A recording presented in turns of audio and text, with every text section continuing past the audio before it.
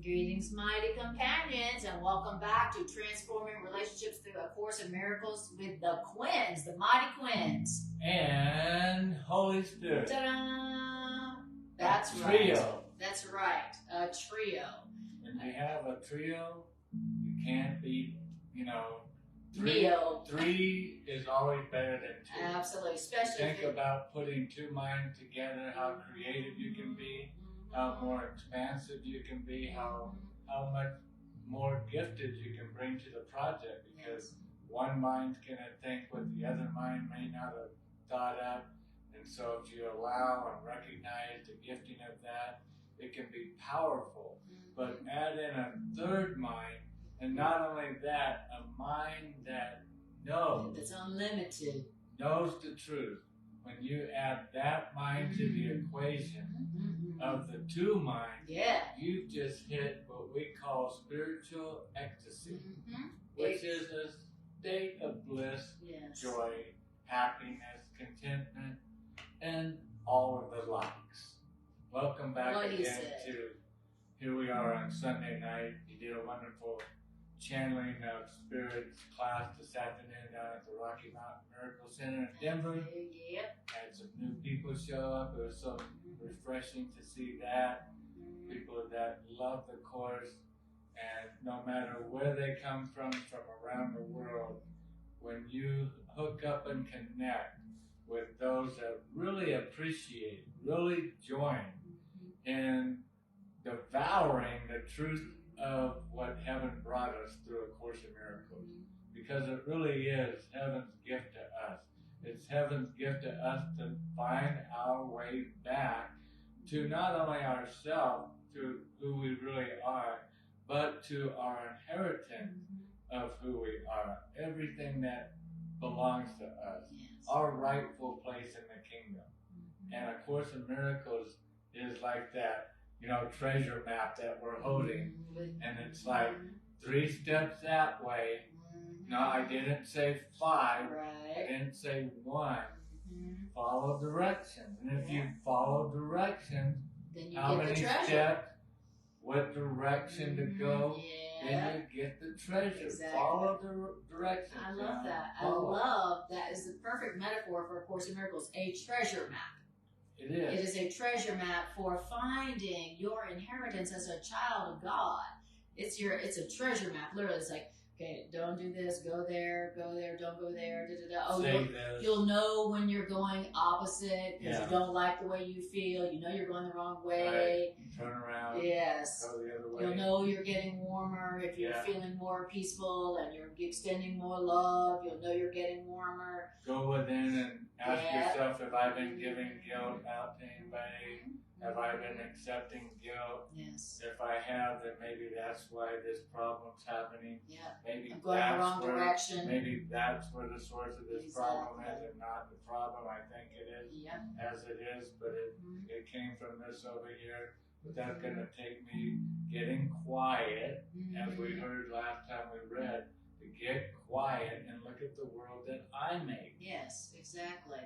That's beautiful. So, Course in Miracles is a treasure map to either finding your way out of hell or finding your way to the treasure that your Creator has placed within you and has placed all around you, waiting for you.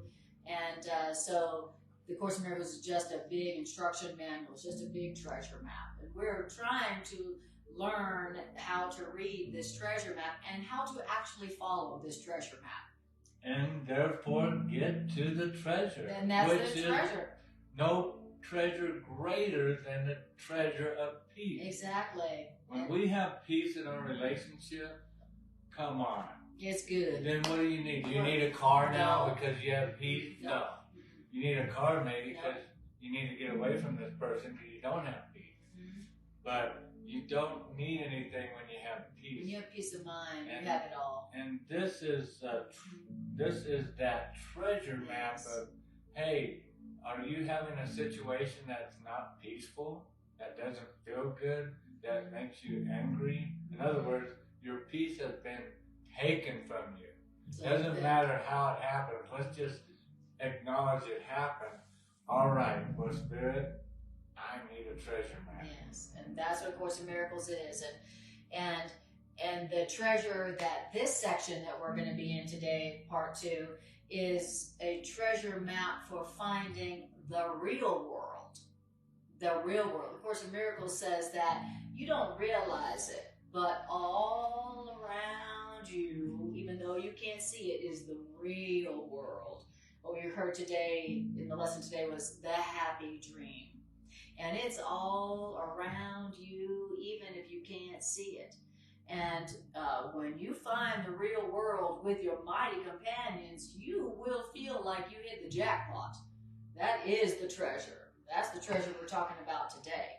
Like these 2 folks that came today, they're just ready to move to Colorado. They just bought a house, and they said haven't sold their house back in Kansas yet. And they were saying that they wanted to find their tribe.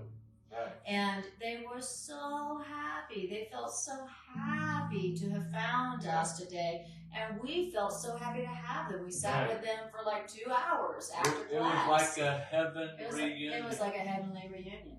And so talk about a treasure. When you find you discover the real world and your people, your mighty companions who are in the real world, you know you found something that's more valuable than all the power, fame, money, physical pleasure in the world. That's the real treasure. And this section actually talks about, it's a treasure map for how to find the real world and all the mighty companions that are there waiting for you in the real world.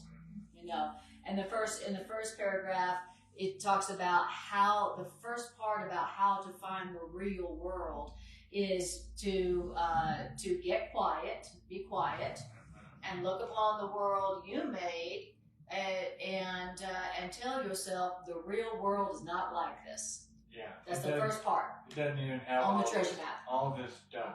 It doesn't have any buildings, and there's no streets where people walk alone separately. In the real world, there's no stores where people buy an endless list of things they don't need. And the real world is not lit with artificial light, and night comes not upon the real world. There is no day that brightens and grows dim. In the real world, there is no loss. There is no loss. And what does that mean? That means in the real world, nothing is in the real world that doesn't shine and shine forever. So in the real world, what shines is a symbol way of saying what loves, what brings peace. And in the real world, there's no loss of peace. Yeah. There's no loss of love. Yeah. There's no loss of happiness. There's no loss of abundance. In the real world. There's no loss of life. And we're going to hear those steps in a minute, how to access the real world where it is, because it's not where you and I tend to think it is. Exactly. So the first part in the treasure map of finding the real world where there is no loss, the first part was to look on the world you made, the world of loss and darkness, and tell yourself, this is not the real world. That's the first part, step 1, okay? And then it says that the next thing the next thing on the treasure map instruction is that you cannot see, if you want to see the real world, you have to stop looking at the world you made, the ego world. You have to deny it. You have to deny it, which means stop looking at it, stop focusing on it, stop believing in it, stop like, oh, this is terrible, oh my God, look. If you want to see the real world, the first part is choosing not to look on the unreal world. Remember what's that? The world of loss and lack. Okay, that's the second part. If you're gonna have heaven on earth, or you could say, if you're gonna have heaven on hell, you're gonna have to get rid of the hell in order for the heaven to come. Exactly. But you can't sit there and go, well, thank God heaven has come, but let's keep some of the hell still here with us, which is the old world. Exactly. And Diana says, that's why I don't watch the news much, haha. Exactly. You know, truly, you know, as we sang, you know, the Course in Miracles says in the workbook, it's impossible to see 2 worlds. I cannot see two worlds. It's impossible to see two worlds, which means you can't see the world of lack and death and loss and separation and see the real world, which you may call heaven. You can't see them both at the same time, because sight of one world can only happen if you're not looking at the other world. You can only look at one world at a time. Which world do you want to look at? So that's what A Course in Miracles is saying. That let's say I feel sad and scared and weary and betrayed and upset about the world as I've been seeing it. Well, if I want to see a different kind of world where I cannot be betrayed and I cannot lose, that means I got to stop looking at that and focusing on that and being upset about that and holding grievances about that, and look only for the world that supposedly is all around me, where there is no loss. It's like each one of us have been given a bucket that we hold our trust in. And we have to either give our bucket of trust to this world over here of how did they say it last time? The aching world. We have to give our trust to this aching world. Here's an aching world. Oh, and it's aching, all right. right. I'm going to give my little bucket of trust to this aching world. But I'm not going to have any more trust left to give to another concept, to another world. I can't give it to the world that's not aching, to heaven and abundant. So I can only give my trust to one or the other. It's only one ticket. Exactly. That's and right. I'm going to spend it one way or another. And if I spend it in this world, which we're going to again here in a moment of a few more steps into the treasure map, we're going to hear how I spend it. Exactly. And so then it says that, then it's going to tell us something about these two worlds, okay? So there's the world we made, which is the world of loss, and the aching world. That's the world where you're always aching. Your heart is aching, your joints are aching, your back is aching, your mind is aching, everything's aching. Your emotions are aching. Oh, that hurt. Oh, this hurt. Oh, that's so hurt. Oh, that hurt. The world as I made my interpretation of what's going on. Right. Of how things are not right. Yes. How this situation is broken. How this is bad, and that's bad, and this is horrible, and let me tell you about this bad thing, and now I'm going to complain a little bit about this, and, I'm always complaining. The complaining world, where you're always complaining. That's what the Course in Miracles calls the aching world. And this is the world that we collectively, as a child of God, have made collectively. We don't remember making it, but we did. Okay, so there's two worlds. It says, but both of the worlds, the aching world and the world of light, where there is no loss, says both of these worlds cannot be both true. It's like being pregnant. You can't at the same time be pregnant and not pregnant. Right. You can only be one. Only one can be true at a time. Only one can be true.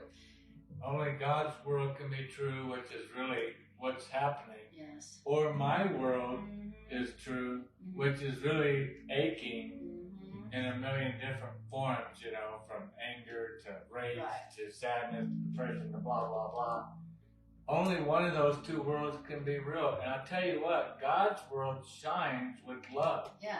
Like always, the title said. Always. The real world shines with love. And only love. In the real world, there is no loss. There is no darkness. There is no aching. Okay? So both of these worlds can't both be true. Now, your aching world can be true to you, but that don't mean it's true in reality. Oh, I thought that said shine, let's go. Oh, okay. Same, let's go. All right. And I love Trisha saying that I surrender my shit show. Exactly. There's the world of light, and then there's my shit show.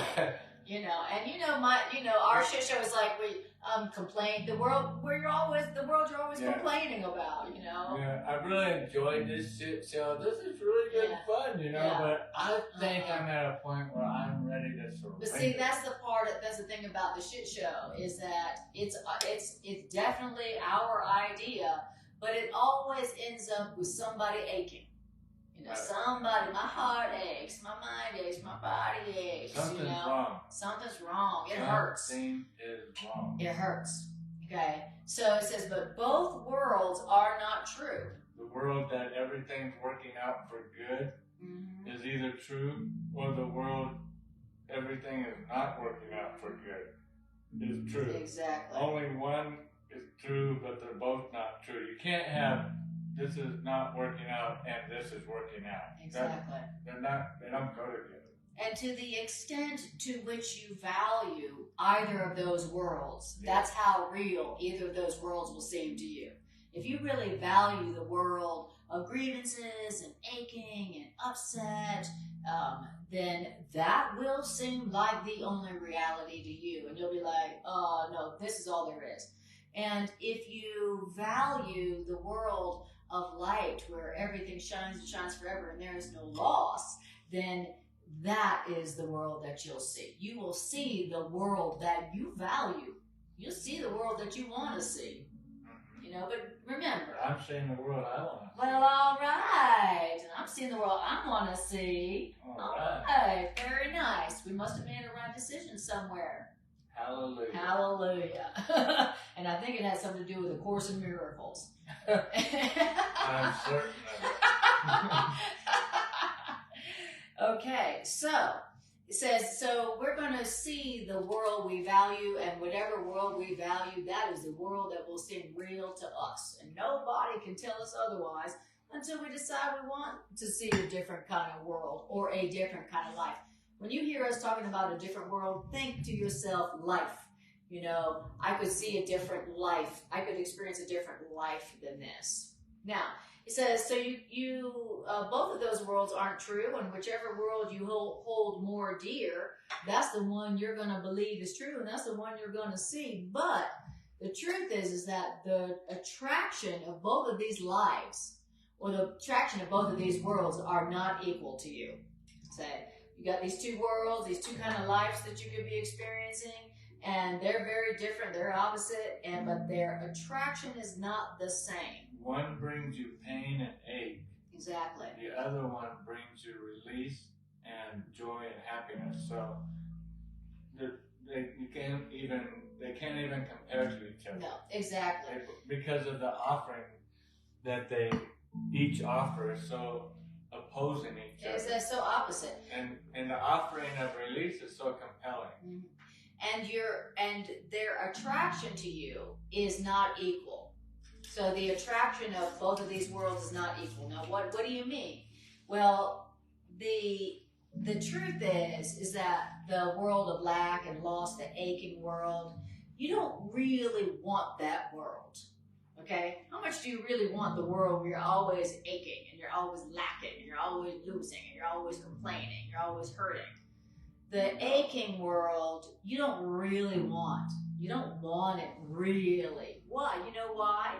You know why, honey? Tell me. I'm listening, hanging on to every word you're saying. Awesome. Okay. Well, you don't really want the aching world, the ego world, the world you made, because the aching world has disappointed you since you were born. Yeah. Okay. Yeah, you've been disappointed in the unreal world, the ego world, the aching world since you were born. You were born crying. You were born complaining. It's cold in here. I was I'm born naked. thinking there was a problem. Exactly. That's like why you said, it's cold. It's cold in here. Somebody put something over my butt. It needs some that powder stuff. Exactly. I'm hungry. Where's my mommy?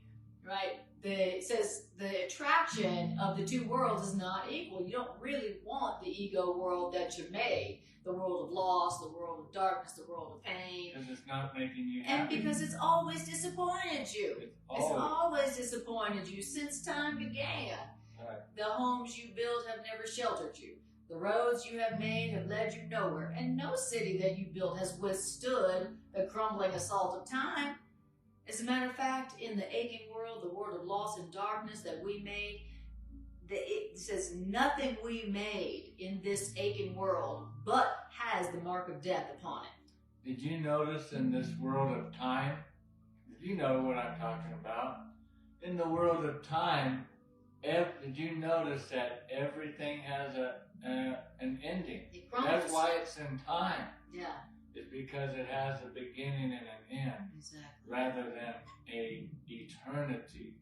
And we're taking that serious as if that's real. But anyway, let's move on. Exactly. So in the aching fake world that we where made, everything crumbles, it's never sheltered us. Exactly. The world of time, everything in the world of time that we made but has the mark of death upon it. Okay? In the world that as we see it, everything dies. Everything, even the stars die. Even the mountains crumble. In the world of time, the world of loss and death, everything dies. Everything crumbles with the assault of time. So the equalness here with everything, you, me, just as you said, the stars, is that none of us are sustained forever. Right. If something could sustain you here, it could not be true that it could sustain you for eternity. Exactly. Because nothing here is eternal in its nature. And just in that recognition, we can look around and go, well, we're in the wrong place. We're eternal beings. What the heck are we doing here? Exactly. That's the question. What are we, eternal beings, doing in a world where everything is being assaulted by time and threatened and is crumbling under the assault of time? What are we, like, you know, have you ever heard something, what's a nice girl like you doing in a place like this? Yeah, it is a nice what's an eternal guy like you doing in a place like this? Yeah. I hate myself. Oh, well, that explains it. Me too. We should stop meaning like this. I had a not a bad thought. I had a mistaken thought. Yes, exactly. That I didn't take to Creator to see if my thought was true or not. Yes. So I hid myself in the garden. There you go. And you fell asleep. Yes, like the Course in Miracles says, we had a tiny, mad, insane idea cross our minds that we forgot to laugh at. You know, like, you know, the tiny, mad idea is someone, an eternal being like us, could die. Right. That's the joke that we forgot to laugh at. We didn't get that joke. Yeah. That we're eternal beings having come from the eternal. And thinking that we could die. And to think that we live in a world of nothing lives forever. Exactly. And it's like, well, where is forever then? Meaning God. Right. Well, where is the world?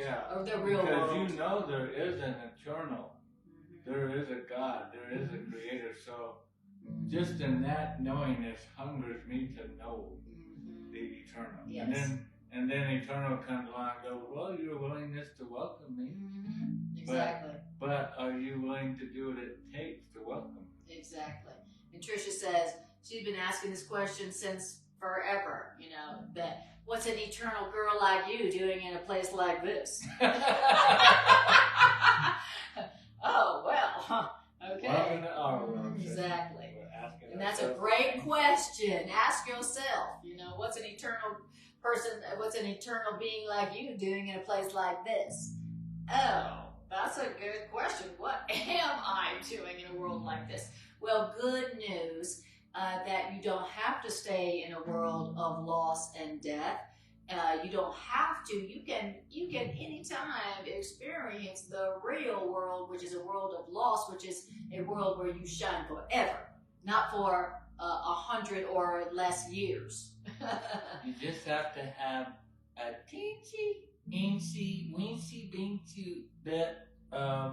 Some people say a seed of faith, but the Course calls it willingness. You just have to be willing to do it. And to see another world. And to be willing is to hear what the Course is telling us in this treasure map, how to get there. And once you hear how to get there, are you willing to take those steps, those 3 steps to the right? Exactly. Those 4 north to the left. Or do you just want to hold the map and go, well, this was a nice map, Reed. Or this What, map. I wonder why I don't have the treasure on it. Oh, I'm cold. I think I'll light this map on fire to warm myself up with. Warm myself up for 5 minutes. That would be a good idea.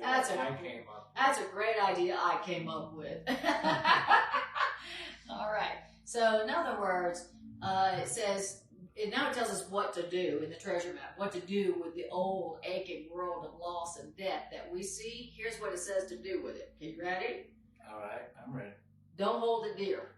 Don't hold it dear. Don't value it. You know why? why? The world has been bringing me anger and pain and upset and grievances. You could call it the past.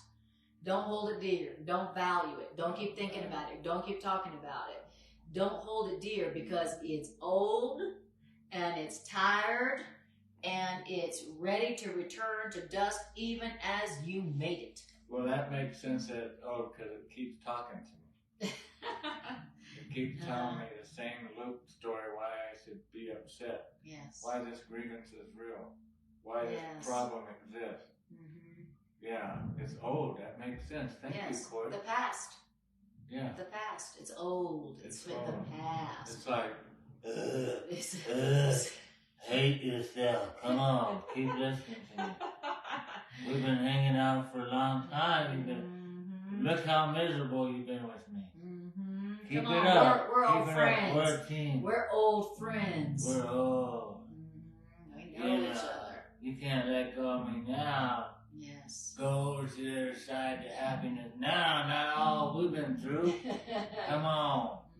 You know our stories, right? Exactly. That's exactly what the aching world is going to be saying to you. That is true. Now it says this wonderful thing about the real world. What it says about the real world is it says this aching world, the world of your past where everything has crumbled and loss and death seems real, the world of loss does not have the power to touch the real world in any way, shape, or form.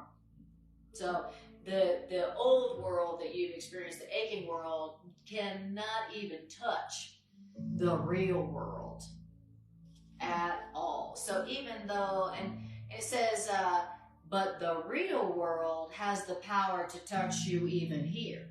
So the fake world of death and loss cannot even touch the real world, but the real world can touch you even here.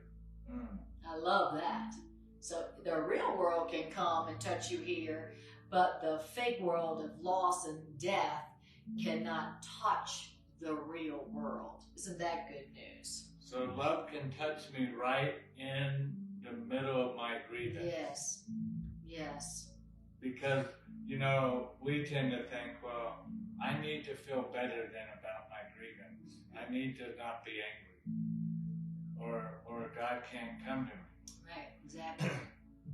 But I do just need to be willing to get onto the track of, maybe my way isn't the only way to see this.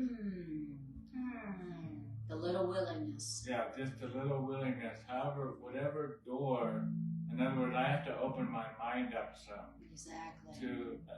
That's why it said at the beginning to sit quietly. That's right. It was kind of pulling a prank on us because Spirit knows if I sit quietly and look at the contrast that I've made, how it's making me feel and stuff, in that quietness I can start to now open up other doors because it is quiet and possibly entertain other ways of seeing this, understanding this, feeling this, giving other opportunities of consideration to this story. But it's not going to happen if I stay in the past, hanging on to, everybody knows that story, right? The lost story. Yeah, the lost story. The lost one that story. doesn't make you feel good. The lost story where something was taken from you and, and what you've lost and how you can never get it back and how you were attacked. And we know the story. You know the story. Yes. We could write the book for you. Right? We did. We did write the book. And so we heard the story, but that's where, again, That's in the past. It's in the past. Thank God it's in the past, because to be reborn, you have to come into this present moment right now. Hey, we got a situation going on. We got a new birth here. Yeah. And what's that? Well, it's a new understanding of the situation. That's right. That all things are working out for good here. That's what's really going on. Somehow there is no loss. That's impossible. Oh yeah, well that's why it's going to be a miracle at the end of the day here, because you know, when you see it God's way and see how it's working out for good, which is like the long way of saying God. It works out for God. Everything works out for good. Everything works out for God. When you see it working out the way God sees it, then you're going to be deliriously happy. Yeah, and you'll say, it's a miracle. It's a miracle. Look, it was actually good what was going on. Man, I almost feel punked. Juked by my own thinking. Like, why was I doing that? Just looking for the bad, looking for how it's not working out. Haven't I been doing that long enough? Yes. Haven't I been, going that route long enough? How is this not going to work out? How is this not working out? Who's to blame? Who's to blame for my miserableness? For my loss. It says, so your past cannot touch the real world at all. It has no power to do that. So no matter what you've experienced in the past, it doesn't matter. Past be gone. It doesn't matter. It can't touch the real world that's all around you. And the real world can touch you even here. And the way that the real world, the world where your light and your love and your abundance shines forever, no loss, the way it can touch you even here is for you to call it with love. That's how the real world can come touch you, even here in the unreal world. If you say, real world, come to me. Real world, I want you. Real world, loving world, world of light, world of no loss, world of no grievances, I want you. It says that's how it will come, because what you call with love will come to you. You know why? Because love always answers. And I like how it's emphasized. Love always answers. It's italicized. Yeah, when you're calling for love, which is, and we talked and about you're calling this, for the real world? When we talked about this, Anna and I did a little bit before class. So I'm just sharing a little pre-class talk with you. Don't tell them every bit of it. Oh, I won't tell you all of it. Just this little titty. Exactly. That's the rated X class. Yeah, you have to tune in one of our private classes down at the Miracle Center in person. That's right. But anyway, to welcome and to call for help isn't a physical form. It's not the physical body going, help! That's not where the problem is. The call for help is to the willingness. When it talks about you just need willingness, the call for help through willingness is to let go of the past. Okay, this is the story as I have it, and it's bringing misery and ache and pain and sadness to me, or whatever. It's not bringing me the joy of the Lord, which is my strength. Which is happiness. And so we read somewhere in here that we'll be gladly turning that over because it's bringing me puke. It's bringing me misery. And so I'll gladly turn that over. But in order to do that, I have to let go of that. I'm at, which is what the Course is saying, in letting go of the past. Because whatever your grievance that you're talking about right now in your life, whatever you're complaining about, whatever you know the one. You know what you're complaining about. Whatever that one is, think about for 2 seconds to know that it happened in the past. Yeah, all right? Sure. Right now in this moment, you're a miracle worker, you're a miracle maker, and you can do that by coming into the present moment, which is letting go of the past. Beautiful. And that aching world will be like a leech that just falls off on its own by you coming into the present moment. Because by doing that, by coming into the present moment, you're welcoming another way of thinking. The other world. The other way. And you'll recognize it because love will be shining on it. Exactly. You'll be like, oh, there it is. Oh, there it is. Love shining on that. And the only effort you need to make to give over the aching world in exchange for the real world of no loss, the only effort you need to make is what? The willingness to learn that the aching world you made is false. Oh, wow. Okay. I gotta give up. The aching world of loss and grievances and lack that I'm complaining about, that I've been complaining about all day, that hurts, is false. That I made it and it's false. Now, that's all I got. That's all you have to do to exchange, to give over in exchange your aching world of loss and lack for the real world of abundance and only love that never ends. That's all you got to do. That's the only effort you got to put out. That's the only cost. That's the only effort you got to put out. I made this that I'm complaining about, and it's not true. It's false. That's it. And just the willingness to do that. It didn't say the complete accomplishment of that. It said the willingness. I'm willing to say that the world I made of lack and loss and death and darkness and things aren't working out that I'm good. complaining about, I made it and it's not true. Yeah, I gave all the reasons why this isn't working out. I'm the one that did the assessment, by the way. Yeah. Not that I'm partial to this story, but I'm the one that did the assessment to this story, which brought me all the achy pain and sadness and depression anger, and hurt, sickness, upset, grievance, lack. And you know the one. Yeah. But I'm the assessor in this story. You notice that? You're the maker. Every one of those stories that don't make me feel good, do you notice the common denominator? Who is that? I'm the assessor. I'm the one at the clipboard. That's right. Because I'm the one saying what happened. And what should have happened. This is what happened. Right. She said this. And I have look on my notes with some, video of how she said. Look at the snarl. Notice, if you will, snarling of the saying, of her face, of the sayingness of what she was saying. Yes. In the snarling. Yes. Okay, so do I need some more evidence or whatever? You want some more? More witness. So I have to be willing to give that up to God's assessment. Now God's clipboard comes out. Love that shines on everything eternally, meaning always, everywhere, surrounding us, all the time. And love's assessment clipboard comes out and says, would you like another assessment? Because it looks like from your report there's a lot of damage, but I don't really see it that way.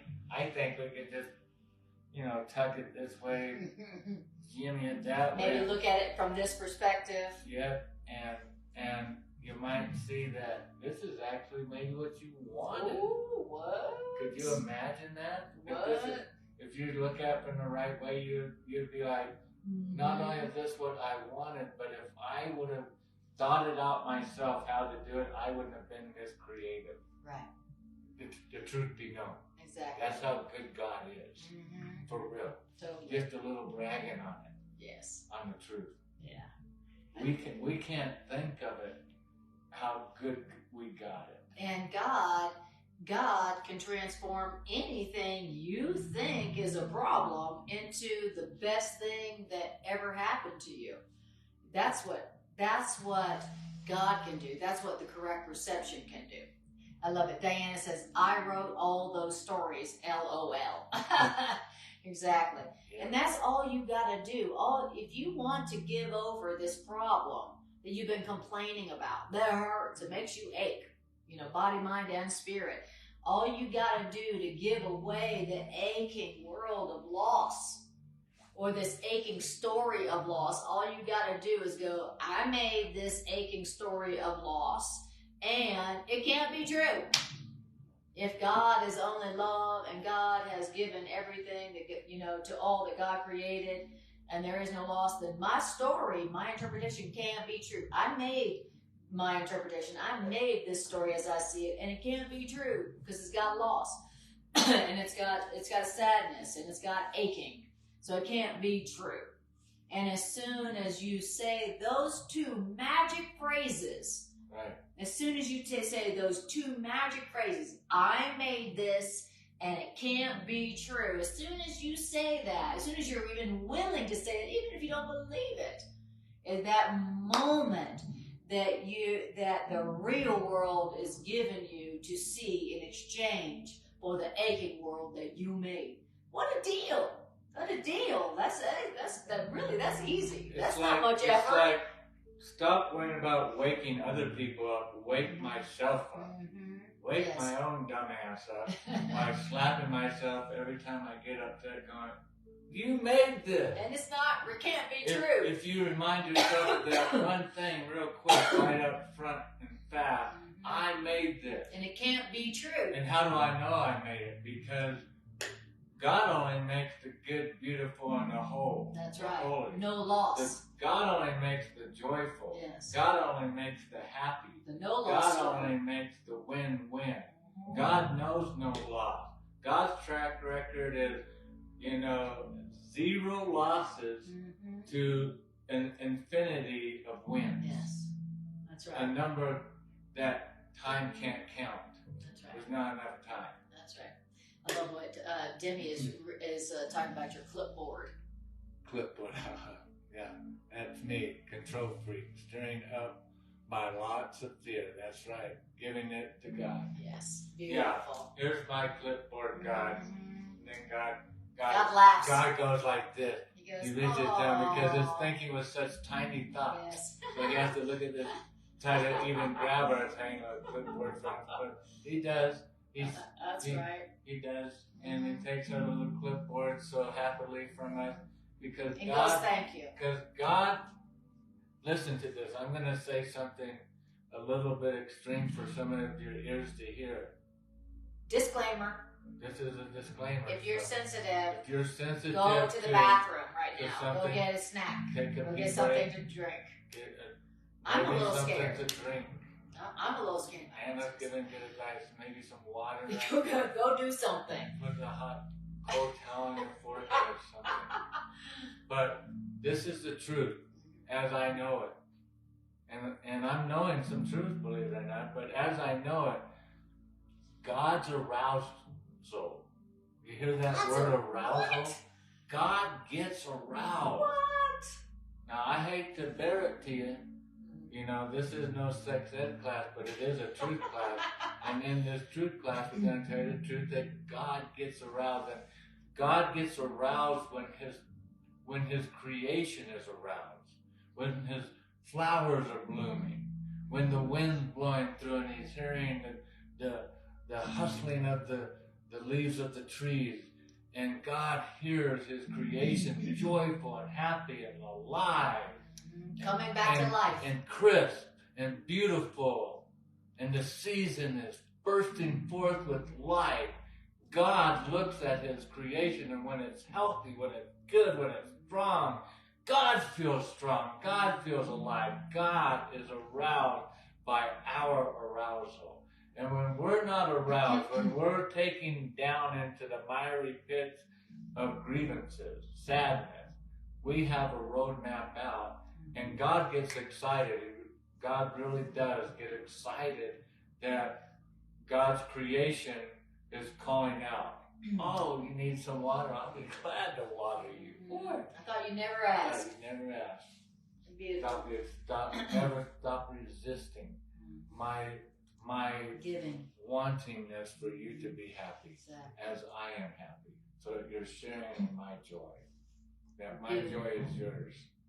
Yes. All right, you guys can all come back now, from your pee break. Pee break's over.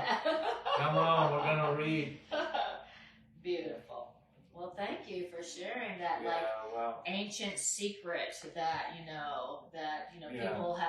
people's bodies have been murdered, for knowing that kind of secret. It's like ancient old sea scroll info Dead Sea Scroll. That I happened I think that was in the Dead Sea Scrolls. Yeah, I stumbled across it. Yes. I can't really give the author away right now because part of the parchment paper had been smeared by something. I don't know. Decayed. Decayment? Yeah, decayed. Was the right word for it, right. but nevertheless, the words that were, copy and paste on the Dead Sea Scroll, yes. Outside the cave where we found. Well, I sure hope that our video is not, deleted because of this ancient secret information that you shared. If YouTube has something about the word arousal, or not, but that was there in the writing. I see. And so you try to translate it to the closest to the original. I see, of course. How it was said. Right. Don't try to add or take away anything. So if it said arousal, then to use the word arousal. Okay, all right. So God's happiness, the arousal and happiness are kind of the same word. Yes. God's happy when we're happy. That's the point. That's the point. That's the point. All right, I love it. Yes, and Demi says, willing to think bigger and give up small, narrow ways of living. Amen to that. Demi.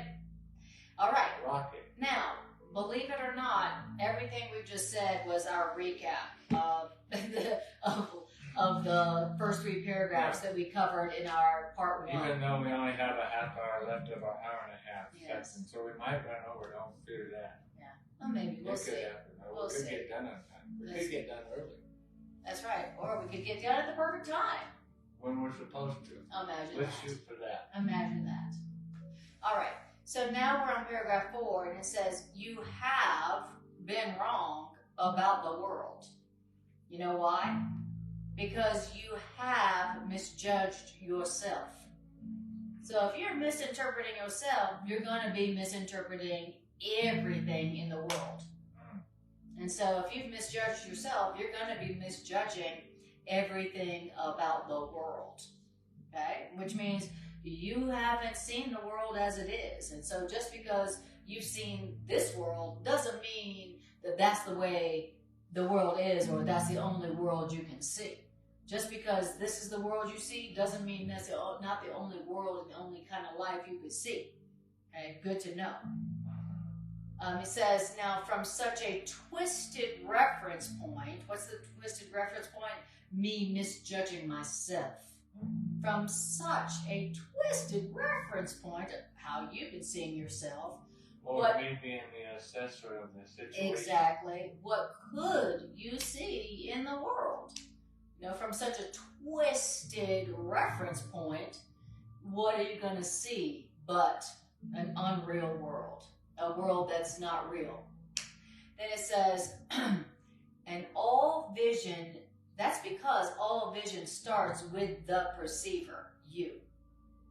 You, the perceiver, who judges what is true and what is false. All vision starts with you, the perceiver. The assessor. Who is judging what's true and false. All vision starts with you, who's judging what's true and false. Yeah, you can't be the assessor of the situation unless you think that you're the rightful judge to be able to determine good from bad, right from wrong, up from down in creation, which you did not create, other than your interpretation of what's going on with what's happening. Exactly. That's the only thing that we're doing. And from that reference point, the Course calls it a twisted reference point, that you and I would hold that, as we were saying, that assessor's board, and assess, oh, this is good, that's bad, I know this is right, this is false, this is true. Wrong. Right. I'm the determiner of right and wrong here. Why? Because I have the clipboard, that's why. Any for more real, questions? Tell yourself, do something radical and tell yourself that my perception of this completely starts with my judgment of what's true and false. Which means what? Which means what I judge false, I don't see. All vision starts with me, the perceiver, who's judging what's false and what's true, which means what I judge as false, I don't see. What I judge as false, I don't see. You know, and so, and you know, but then I look at my world and think, what I'm seeing is the truth and the only truth. Yeah. You know, but I don't see what else is happening because I only see. I don't see. As I judge it. I can only see that way. I only see what I judge to be true. And if I don't judge something to be true, I don't see it. But then I think I see everything and I think I know it all. But I don't. But I don't. In fact, because I'm transfixed on seeing it the way I judged it to be, is a total distraction. That's what the illusion is it goes, look over here. That way you can't see what's really going on because you've already made up your mind what's going on. Exactly. So that's what you're looking at. And the only thing you see is what you've decided is what's going on. That's the only thing you see. And then you think that's all there is to see. And then you think, and if somebody doesn't see it like I see it, they're wrong and they deserve to die. Or they deserve attack. That's a twisted reference point. Right. The way we see it and the way we judge is a twisted reference point. You know, we're like, the way I see it is the truth, you know, but then Spirit's like, oh no, that's a very twisted reference point you've got. Like, you are willing to, you know, attack everybody who doesn't see it like you, even though you're wrong. That's a twisted reference point. And we all are creation. We are creation.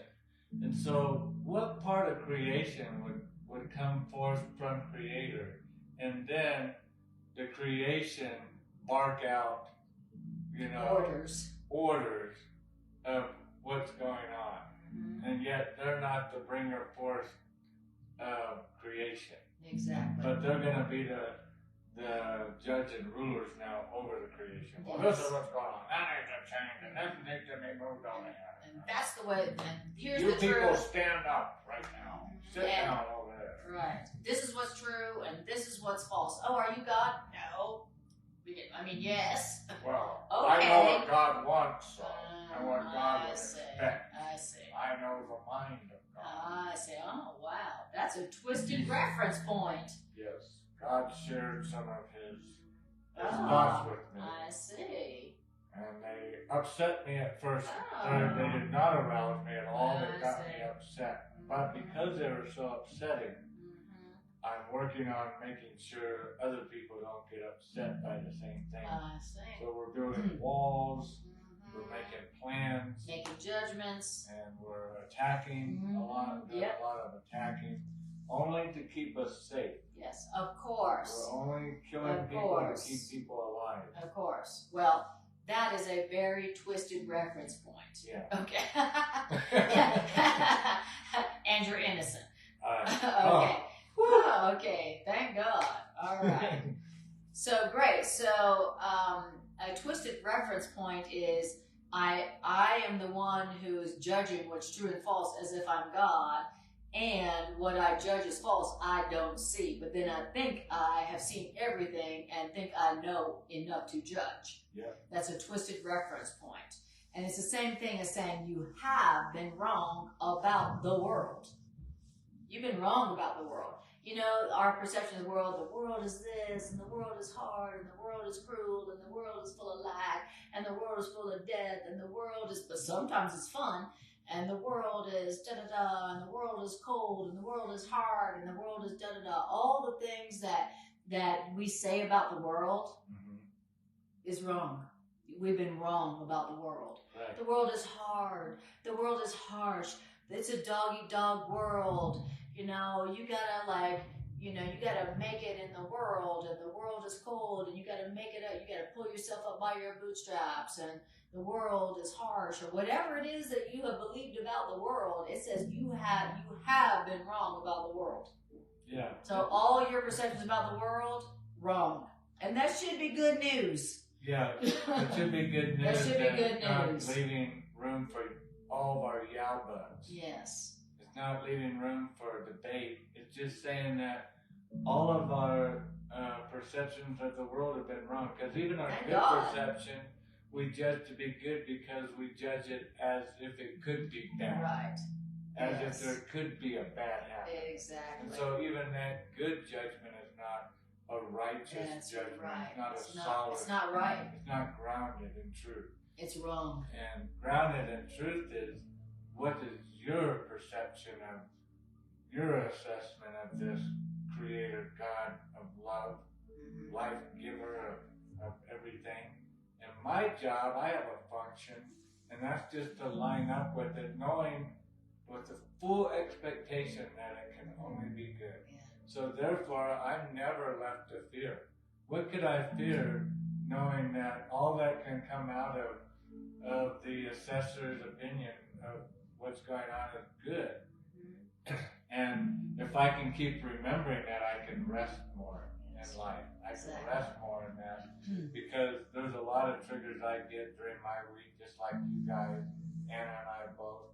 And we have to remind ourselves during those triggers that somehow this is good. Somehow this is growth for us. Somehow this is helpful. This is inspiring.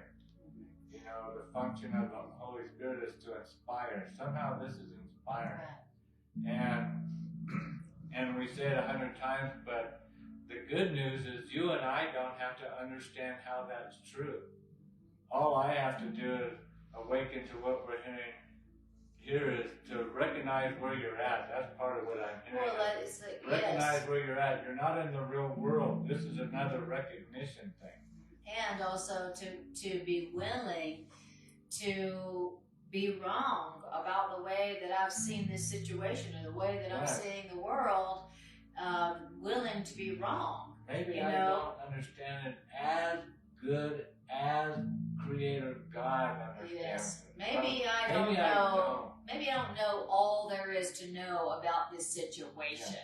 Yeah. And even just the willingness to be wrong is all you need. That's all the effort you need to receive the truth of the situation that would make you supremely happy.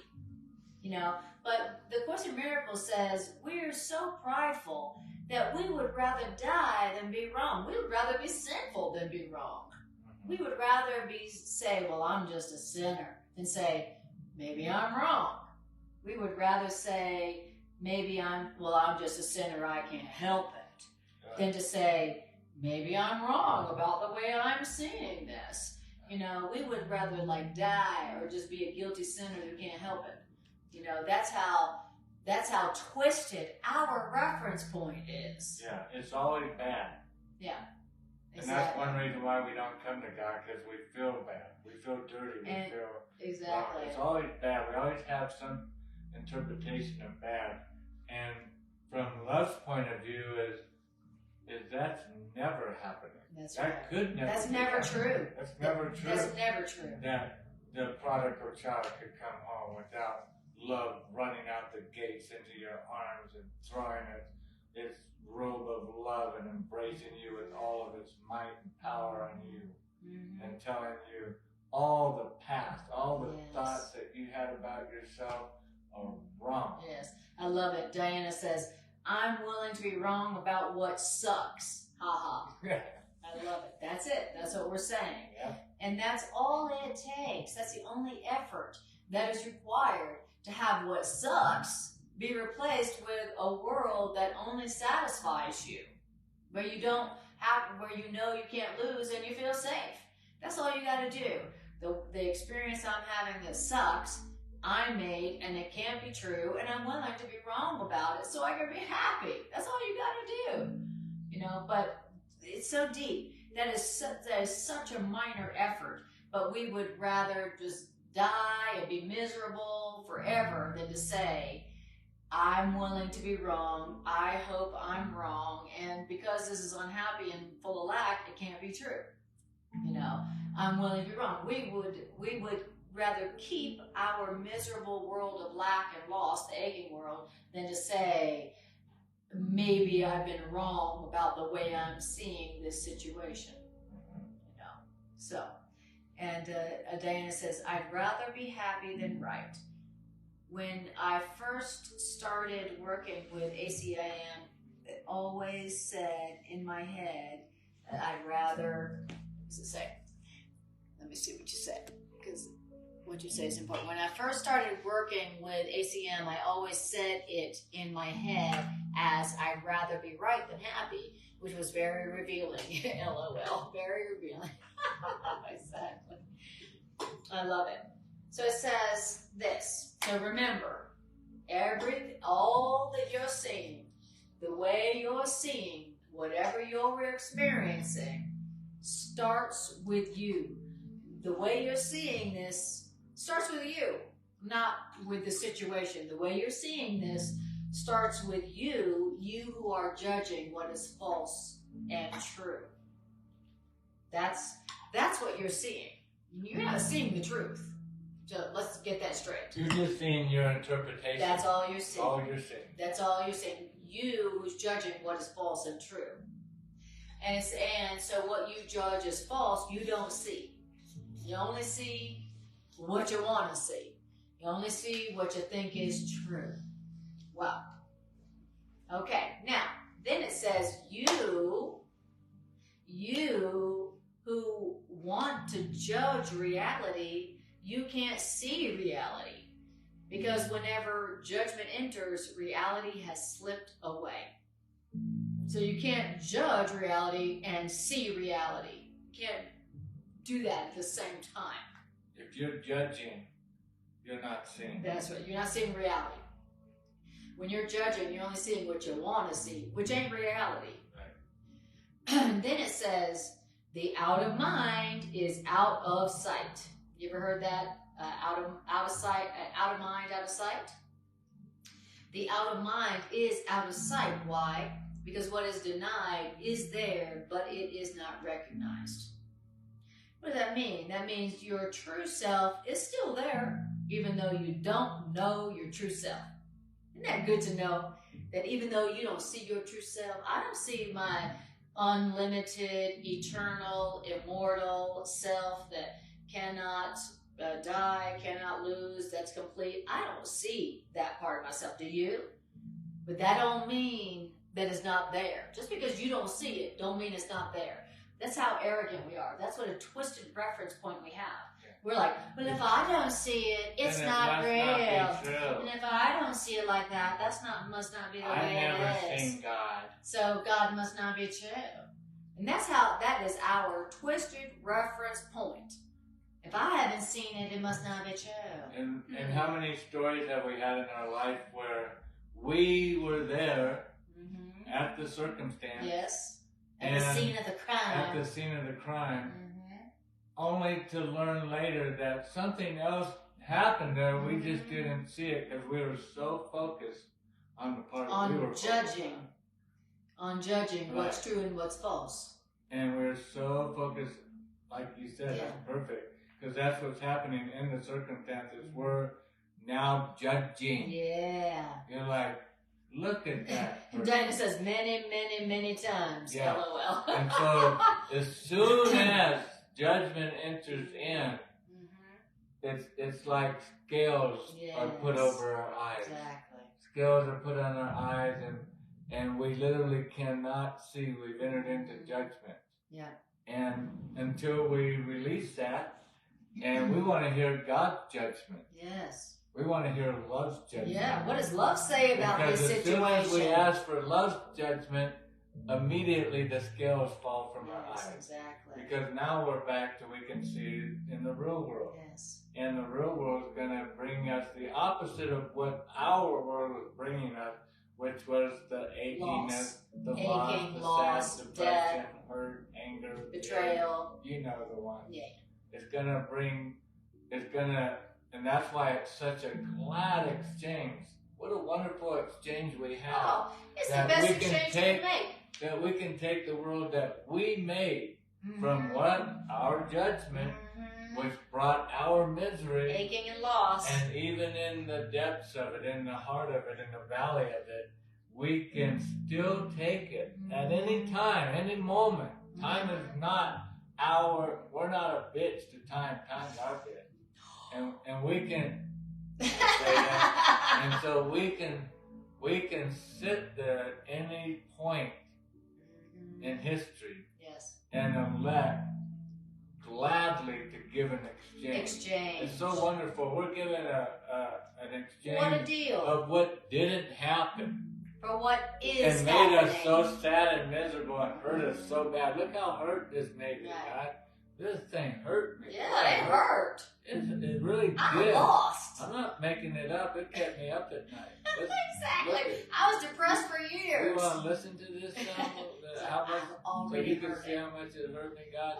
God's not even interested. God's like, yeah, but would you like something in exchange for that? God's like, yeah, but look what I got. Whoa. And a bottle of whoa. Come on. You want to trade? And what you can see how happy this is making me every time I look at it. I'm like, oh, wow, wonderful.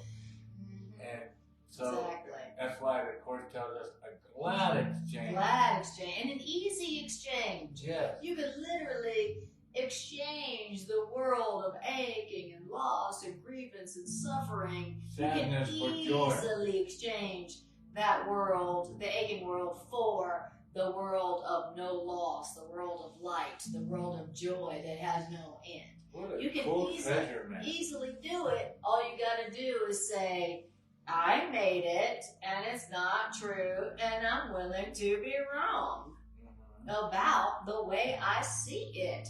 And of course I'm wrong about the way I see it because I've been wrong about myself. So why is it so hard to believe that I've been wrong about how I'm seeing this? I've been wrong about the way I see myself. I've been judging myself as guilty. And so that's wrong. That's not true. That's not as God judges it.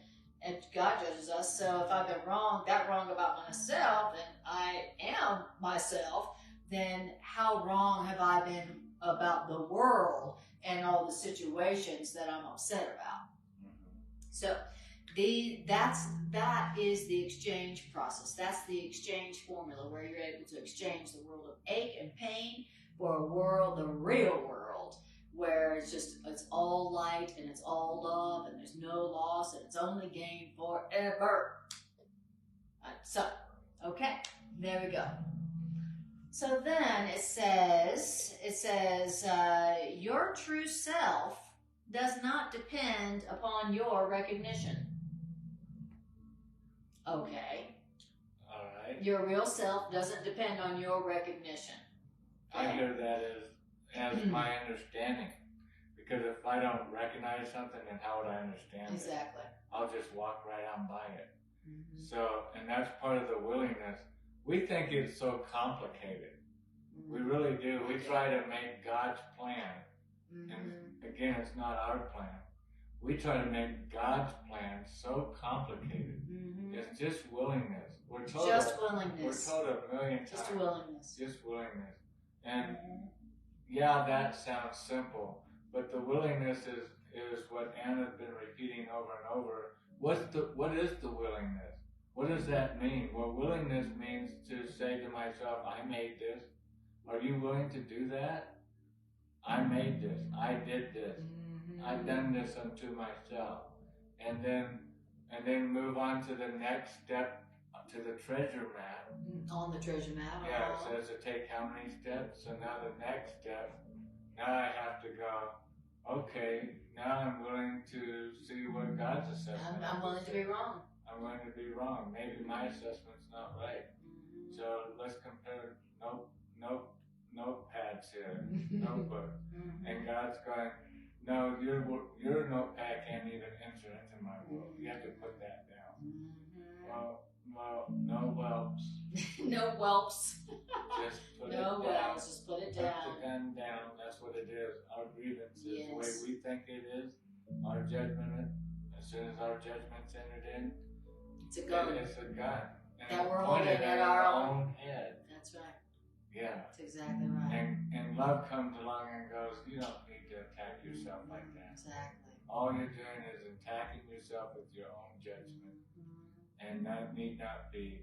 And if you just be willing to put that that judgment down.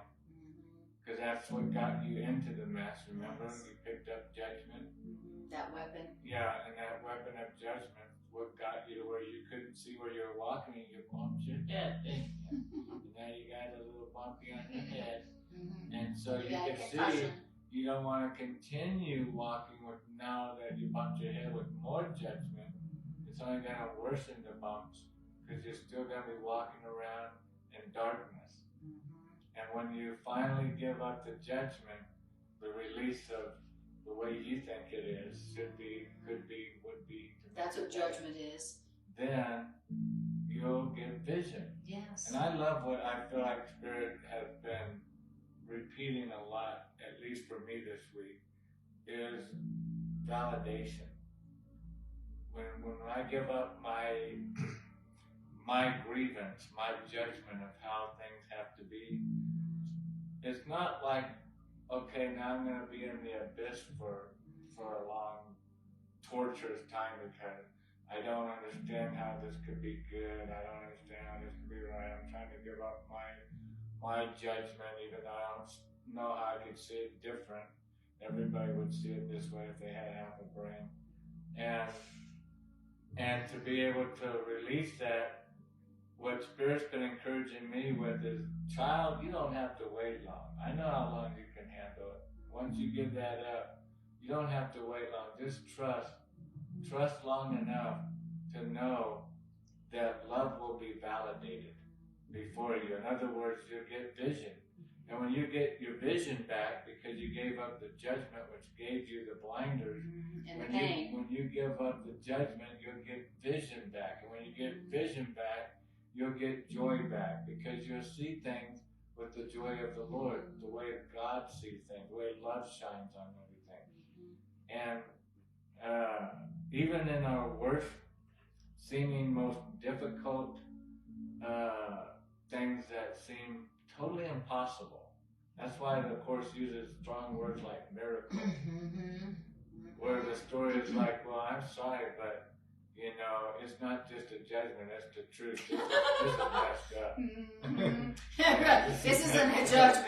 This is the truth. That's messed up. Yeah. And even though I'm hurting and you're hurting, I know I'm seeing this right. Yeah, and that's the judgment. You know, and it's just being the truth about it, you know, being in reality land of what's going on, you know. Don't be naive to what's happening. This is messed up. And those are the times where we think there's an order of difficulty. In miracles, that's right. Exactly. Whereas, okay, Lord, you know, I do have a judgment. I recognize it's not making me feel good, but it's the only one that can be seen. And it's still... So, it's saying here, your recognition is not part of the equation. Yes, that's right. That's what got you into trouble to begin with, because you didn't recognize what was going on and went on your own little rabbit trail like I've done a bunch of times and made a misperception of error and judgment. Exactly. That's all you did was an error in judgment. It was an error in judgment. Okay, so you erred in judgment. Yes. Now what? You know, better next time not to make any decisions on your own. The child of God, the teacher of God, the happy learner has learned not to make any decisions on their own. Especially if they're upset. Yeah, and especially when especially if you're upset. Yeah, at least the good ones that were still judging around, at least they made us happy. So we thought. So we thought. Right. Exactly. Exactly. Beautiful. And so you were saying that the word validation. Yeah. I've been hearing that a lot from Spirit this week. And I've been encouraged by that because Spirit has been faithful, I should say, a good word. Yes. And saying, notice when you trust me, that I don't just leave you in the desert for 40 years to die until you learn your lesson. You know, I don't leave you in the desert to thirst. I bring to you what you asked for, which is vision. What you asked for, darkness and blinders, when you entered into judgment. All you simply did to have willingness was to be willing to give up the judgment, which got you into the problem.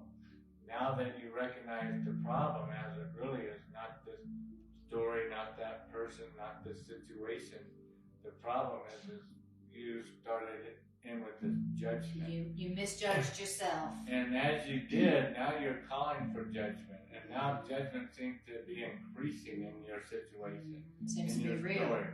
The heat's turning up, the drama's getting greater, because you're still staying in this judgment. This judgment and I'm right. cycle. And now you're adding judgment to the judgment. And you think things are going to get better by adding some more anger and some more hate, some more bitterness, some more resentment. That'll fix it for sure. That'll get it better. That'll make it right. That'll spice it nice. And then Spirit comes along and says, no. You're going to have to release the path. Don't give me your clipboard. It's full of malice. It's full of attack. Why would I want you to hold on to anything that's attacking you, child? Exactly. I would want you to just put that down and then hold on to this. This not only will not attack you, but this will give you something to shout about, to dance about, to be happy about, to be rejoiceful, to be appreciative and full of gratitude. Yes. Then you know, okay, now I'm seeing correctly. I'm seeing how love shines on it, how I'm seeing it. Now you're seeing the real world. And the real world is the true world. It's the world you see when you value truth more than your judgment. Yeah. You know. So what do you value? Do you value your judgment of what you see, even though it's making you unhappy? Or do you value the true world, the world of truth that has nothing to do with your judgment of the situation? It's all about what you want. Okay. So let's see. So it says, your true self lives within you in the quiet present. The one that you may not recognize. Your true self lives within you in the quiet present. Your true self is not like, oh, in the future I'll experience my ideal self. Your true self is the part of you that lives within you in the quiet present. So your true self isn't something you're going to accomplish or attain in the future when you fill in the blank. Read enough books, meditate the right way, become enlightened, find the right person. Your true self is already there. You want to find your true self? Hallelujah. You want to find your best self? You want to find your true self? It lives within you in the quiet present. That's where it is. And that's the last place we've been looking for it. Yeah. I've been looking for my true self in the future. Or maybe my true self was in the past and I lost it, right? But it says your true self is the part of you that lives within you. It's here, it's not somewhere else, and it's here in the quiet present. That's where your true self lives. Quiet present. That's where it lives. Right. The present is right now. Now. You don't have to wait for it. Don't have to change for it. You don't have to wait for the altar call. Don't have to change yourself. It's already happening. Right. Don't have to wait till you fill in the blank to experience your true self, your higher self, your self that knows that there is no loss and knows that you are innocent, your true self. And not only does your true self live within you in the quiet present, but your true self is waiting for you. It's like, waiting for you. Hello, I'm here. Waiting I'm for you. I'm here. I'm here. We're like, I'm gonna go look for my true self in the future when I get that degree or get that money or get that relationship. And then our true self's like, I'm right here. I'm within you in the quiet present. I know you're having a bad experience right now. I know you're yelling and screaming. I know your mind is racing to the future to find me. Yeah, and it's going crazy in the past, but here I am in the present. Waiting for you. And as it started out, the very first sentence of this whole section is sit quiet. Yes. And it wasn't just to look at the world we made, but it's to return back to the world God made, because the world love mate is a very restful. You know, when you're in love, you're in rest, boy. You could be sitting on a bus bench and have some water almost hit you from the street, somebody driving by, and you just lift your leg up. And wipe your face. You're just happy, and you'd just be grateful. Then you wouldn't be going, that idiot driver, always looking for the bad. When you're in love, when you're in love, in the presence in your of true love, self, being in your true being, you could say giving the benefit of the doubt to every situation. But you're looking for the love in every situation because you're walking in love. You are love. And so you're looking for that. And so when I'm upset, as I've been at times, I've had times this past week where I've been upset. And but I forget, just like you do, that there's another way to walk than this walk of heaviness that I'm feeling, this walk of burden or upset, guilt or anger, whatever it is that we're going through. Loss. It doesn't matter your story and my story, because they're all the same. If they're not bringing you peace and me peace, if they're not bringing you happiness and my happiness, then they're the same story. If they take our peace away, it doesn't matter how they did it. That's not the point. The point is our peace was taken. There's you and I shared together. All right, I noticed that's been happening. We've been tripping on the tripwires. And so let's join together and get out of this entanglement together. Let's be quiet. Let's be quiet and look upon the world we see, or the relationship we see, or the situation we see, and say to ourselves, the real world, our real relationship, our real self is not like this. How about that? That's what we do. We look on the situation that is a problem that we're upset with, and we say, the real world, or our real self, or the real world is not like this. It's funny because it's like, here we are at the end of paragraph 4, and it's like, I look at us now standing at that place where we're at the treasure box, we got there, the treasure box, but it still has locks on it, but we're standing here proudly with the map, and now it tells us on the map, now that we've gotten there, now wait and leave the past behind. Yes, it's the same thing as saying, be quiet and look upon the world you see. Yeah. Be quiet and leave the past behind. And if the buildings and sidewalks and streets don't matter, then your story don't matter. Exactly. We'll get back to that later. Right. But anyway, it's saying leave the past behind. The past being, I believe in this story here, the grievance. And your judgments, yes, exactly. Your judgments, your grievance. Whatever the judgment was that made you go in and me go into darkness. Yes, exactly. So and we're staying at the treasure box and we're reading the directions. Now wait, leave the past behind. It's almost like one of those, what's that guy that did the treasure map thing? He always wore the hat and leather like jacket, real rugged guy, and he'd go looking for the treasure through the caves. Oh, Indiana Jones. Indiana Jones. And if you don't do it right, the walls will collapse in against right, exactly. Right. So wait. You have to wait. Because our upsets has been making us make plans. Yes. We're gonna do stuff now. And the last thing somebody that knows what's going on wants to do is wait.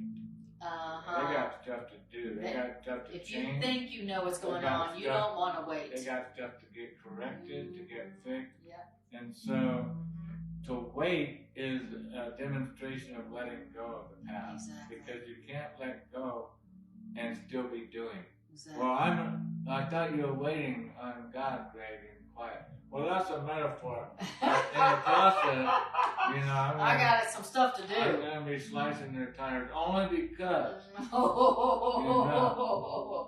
know it will be, they'll get a lesson good out of it. Yes. Okay, the tire slicing is always good. In love's presence. Sure. But anyway. But anyway, wait for you to leave the path behind and enter into the world that he holds out. Right. The person in this story with you, or the situation in this story with you, isn't holding it out. But your higher self is. Your higher self your is. True self is. Heaven is. They're holding out to you. The real world. What? In love. Yeah, It isn't with a belt in one hand, you know, and anger and upset, and they got their own grievances because you've been looking at things like an idiot, wrong, causing all kinds of turbulence. Drama. You know, and drama out of your misinterpretation. Yeah. No, heaven holds out to you and the love. Real world. The real world. Just the welcoming you world. back home. Just happily that you're willing to, every time we're willing to come back in the embrace of love, boy, love is happy we're home. You get to experience the real world. And so, you know, I love it, whereas the present, being in the present means leaving the past behind. So to be in the present moment means I've left the past behind. I'm here right now in the present moment. So you can't be in the present moment and still be holding on to the past. If you're going to be present, you're going to have to leave the past behind you. And only when you enter the present moment and leave the past behind can you accept the real world that your higher self is offering to you. But your higher self can't offer it to you until you are in the present moment and you've left the past world, the past behind.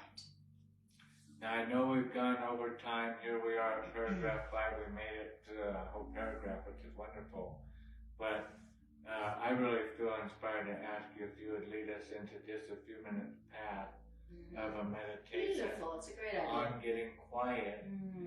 Beautiful. And whatever that troubling is in our week that's, you know, nagging at us, to have that opportunity to do this exchange program with heaven, to exchange what, you know, our joy, our past, the past, our judgment is, our judgment, the world that hurts, right? The world that hurts, aches. and you know, hand over the world that aches for the real world, you know, the world of only love. So beautiful. It's a great idea. All right. Okay. So you guys, we're going to do an integration meditation. We're going to do what it said to do. So I want you to close your eyes and take a breath and just breathe. Beautiful. All right. So the first thing I want you to do is I want you to bring into your awareness that experience in the past week where you were experiencing the world that aches, where your heart aches and your body ached and your mind ached and your emotions ached. I want you to bring that experience into your mind, where you were experiencing a world and a life and a perception of loss, and the sadness and the anger and the blame that came with it. And I want you to now say to yourself, I made this situation. I made it out of my judgment of what is true and false, not even knowing the truth about myself.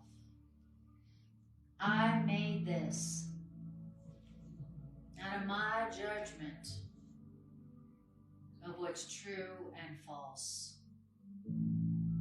And because it's not loving and because it's not happy, it can't be true. Tell yourself that. I made this out of my judgment, out of my misperception of myself, out of my twisted perception of myself. I made this situation that feels like betrayal and loss and attack. And It can't be true. It can't be true. And breathe.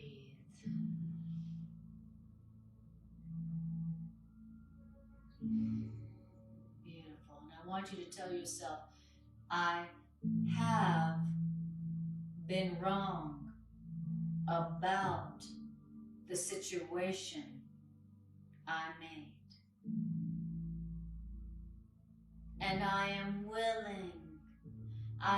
willing to learn that the situation I made that hurts is false. I am willing to be wrong about my judgment of this situation that hurts me and hurts them. I am willing to be wrong. And breathe.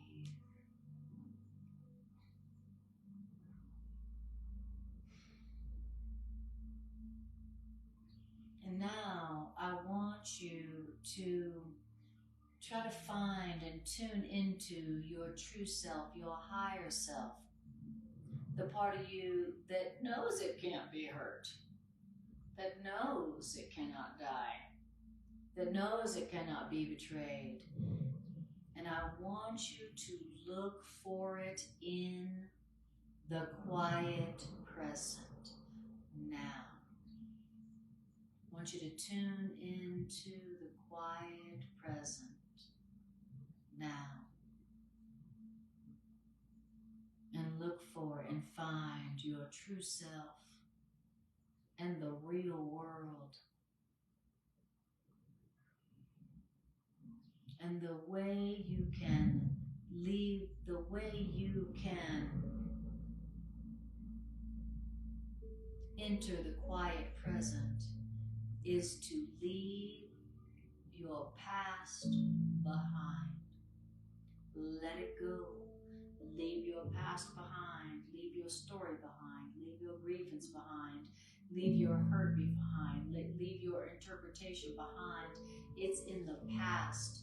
Let it go. Leave your past story behind. Let it go and enter into the quiet present where your higher self, your true self, and the real world wait for you and are holding out for you the real world, the truth, the real world where you cannot lose and you cannot hurt and you cannot be betrayed. And say, yes, I am willing, I accept.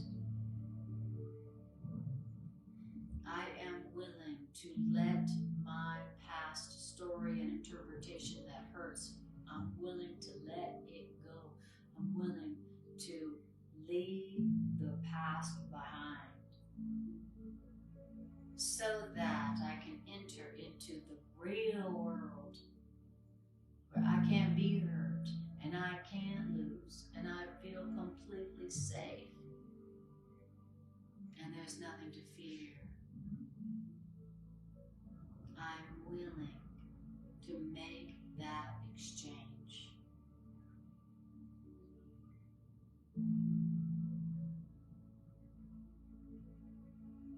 Thank you, God. Thank you, God, for showing me the way. Thank you, God, for giving me the roadmap, the treasure map that enables me to leave the old aching world behind and accept the real world that only shines in love forever.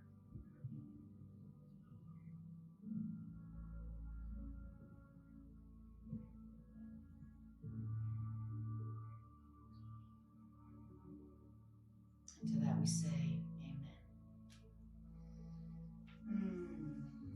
Thanks for asking for that, baby. Yes, That was beautiful. awesome. Thanks for asking for that. I love that.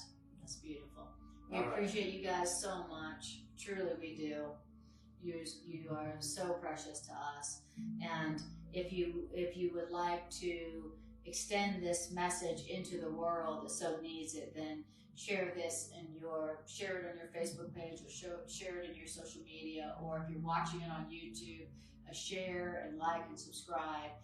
Then that helps the algorithms to push this message out into the world more. And we thank you for that. Love you guys. Appreciate you. We'll see you Tuesday, 7 o'clock. Tuesday, 7 o'clock. And don't forget, Monday, if you're in town, around, head down with us live in person at the Miracle Rocky Mountain Miracle Center in Denver, down on Monroe. Monroe Street. Look it up, Google it, put it in. Yep. Come live in person if you can. Hey, it's really fun. It's a lot of fun, and if you can't, join us as you do so faithfully here live stream or when you can. On We love YouTube. you guys so much. Love you all.